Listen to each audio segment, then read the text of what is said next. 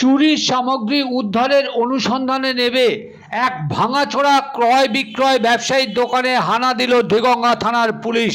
জিজ্ঞাসাবাদের জন্য ওই ব্যবসায়ীকে আটক করলো পুলিশ।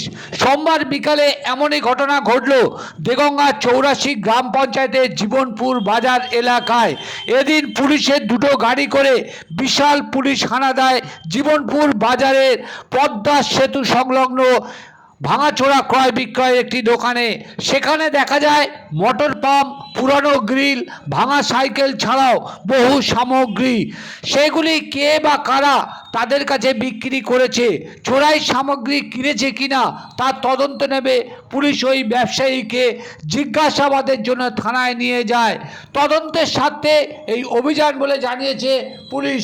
আর যা নিয়ে ওই দোকানের এক কর্মচারী কি জানালো তা শুনুন, পাশাপাশি দেখুন এদিনে পুলিশের অভিযান।